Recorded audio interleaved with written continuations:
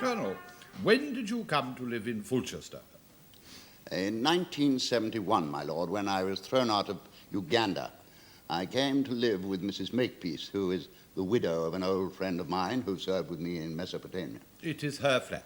Yes, my lord. But I rent the little room off the landing from the landlord, Mr. Patel. You mean your bedroom on the landing? Yes, my lord. And are the contents of the flat hers? Yes, my lord, but the contents of my little room are mine. And the food which Constable Donaldson saw in the larder? Irene's. I see, thank you. I suppose that you've been living on the old age pension? No, my lord, I don't qualify for that. I receive a supplementary benefit. And what happened to the benefit that you drew last week? Well, I drew it on Wednesday and put it behind a photograph in my retreat. When I went to look for it on Thursday morning, it wasn't there. Are you saying it was stolen? Well, I suppose it must have been, unless it was one of those new floating pound notes. And you say that you had nothing to eat for 5 days? Nothing between 1900 hours on Wednesday and 1800 hours on Monday when as I told you, I had that excellent meal at the police station. And whose are the £4 notes and the other money that you tendered at the cash desk for the goods for which you did pay? The £4 notes were Irene's to pay the coal bill. The other goods that I pay for were with Irene's money. I see. Now, is there anything else you wish to say to me, Colonel? I don't think so, my lord. Thank you. As I understand it, Colonel, you're saying that you didn't intend to pay for those articles. It's not a question of your forgetting. No, young man, I didn't intend to pay for them because I had no money. And you're saying that you took these things of necessity and this affords you a defense in law. I couldn't have put it better myself, if I may say so. And the kitten belongs to you? Yes, sir. You say that the food in the flat was Mrs. Makepeace's? Yes, sir. You kept your larders separate? Well, to start with, we used to pool our resources, but it didn't work. You mean someone said someone was eating too much? With respect, sir, all I said was that it didn't work. Did you ask Mrs. Makepeace for food? No. Why not? Well, she's an old age pensioner like myself and has neither food nor money to spare. I wouldn't beg from my friends. How much money did you collect on Wednesday? £10. And you put it behind a photograph in your room? Yes. And it was stolen? All of it? Yes. Who stole it? I don't know. Was your room broken into? No. Is your room usually locked? Yes. Then if the room was not broken into, how could the money have been stolen? Other people have a key. Who? The landlord, Mr. Patel, and Mrs. Makepeace. You're saying all your money for the week was stolen and you didn't report it to the police? That is what I am saying. Why not? Because I didn't know who had done it. Well, you're saying that if you had known who'd taken it, you would have reported it? Well, that depends who had taken it. Ah, so your explanation for not having reported it is that you were protecting the thief? Yes, Mr. Harvester, as I understand it, that is his explanation. Who do you say that you were protecting? Mrs. Makepeace? No, I won't answer that question. You must. I won't. You must. My lord, if I may say something. You may not sit down. It's just that Mrs. Makepeace has a suspended sentence for shoplifting. Sit down. Is that true, Colonel? Yes, I'm afraid it is. And the £4, that was hers? Yes. To buy the coal, to pay the coal bill. Oh, come now, Colonel, this is a silly story, isn't it? It is not. Your money was not stolen at all, was it? And the money which was found on you when you were arrested, that was yours. I have already answered these questions. Have you not been able to save anything since you returned to this country? Young man, I receive £10 a week. My rent is £6. I allow myself 50 pence for gas, 30 pence for electricity, and 20 pence for cleaning. That leaves me £3 for food and clothing. £6 a week seems rather a high rent, doesn't it? No, Mr. Harvester, not in this area. I don't know if you've done any landlord and tenant cases, but I can assure you that in Fulchester, as in many other parts of the country, there's an acute housing shortage and the price of accommodation is high. Why didn't you borrow money from your friends? Oh, My friends are all old fossils like myself and haven't got any money, and I wouldn't borrow it from them. Do you have a bank account? I thought you'd ask me that. I brought along my bank statement.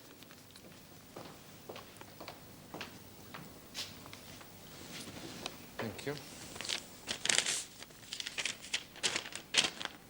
Now, my lord, he has an overdraft of £12.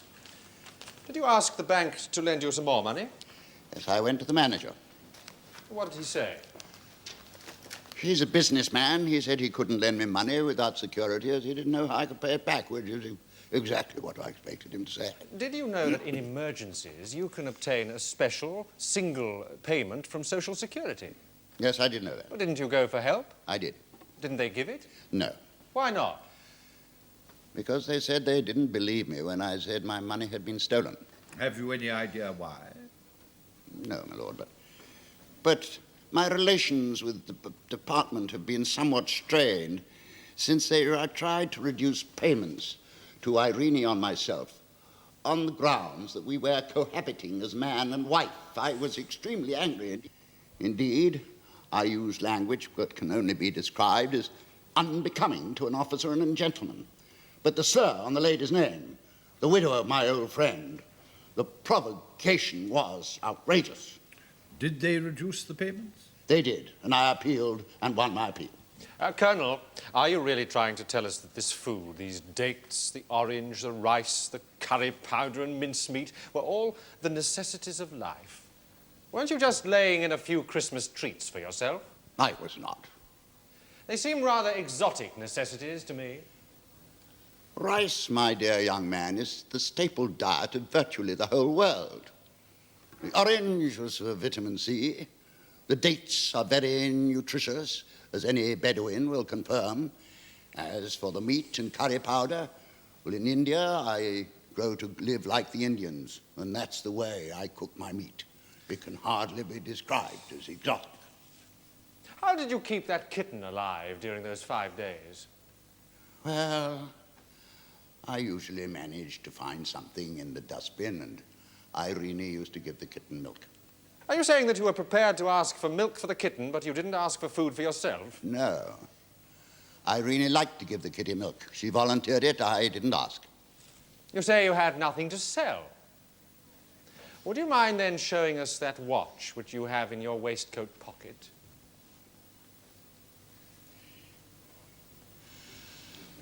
The watch went months ago. The chain is worthless metal.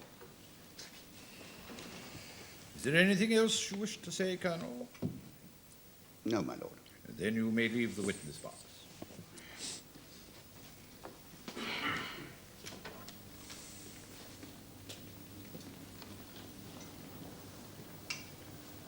Now, Colonel, you may, of course, address the jury, but before you do, I want some assistance as to the law. Mr. Harbisty will no doubt say, indeed he has already said so, that necessity, even if proved, is no defence to a charge of theft. And it does seem to me that the case of Dudley and Stevens is against you. Necessity was there held to be no defence, Colonel. My lord, in the case of Dudley and Mr. Stevens, they had killed a boy and eaten flesh, whereas I had eaten nothing. Yes, I suppose you will say that necessity is a defence to stealing, but not a defence to murder. So I'm sure I couldn't have put it as well myself, my lord. Mr. Harbisty, tell me, it's never been decided, has it, whether necessity and poverty is a defence to stealing? No, my lord. Then I shall have to decide, and no doubt the Colonel will make history once again. Now, Colonel, what do you say to all this? My lord, what is not otherwise lawful, necessity makes lawful. Very well. Is there anything else you wish to say, Colonel? No, my lord. Well, members of the jury, it is for me to decide, as you've heard, whether necessity is a defence to the charge of theft. Well, I may be sticking my neck out, but in my view, the law is that where a man is in danger of death or illness through starvation, and has not the means to buy food or drink, he cannot be held guilty of stealing if he steals only that which is absolutely necessary. Now, in other words, that means what I have called stealing becomes, in effect, something else, a civil wrong, perhaps, but not a crime. Now, as you know, it is for the prosecution to prove the case beyond all reasonable doubt. So whether you are not sure whether the colonel is telling the truth or not, then you must bring in a verdict of not guilty. On the other hand, if you think his story is a fake, but that he himself was not in extremity, then you must find him guilty. And now, members of the jury, will you kindly retire to consider your verdict? All stand.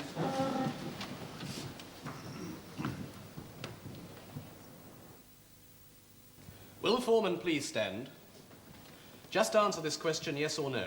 Have you reached a verdict upon which you're all agreed? Yes. Do you find the accused guilty or not guilty? Not guilty. Thank you.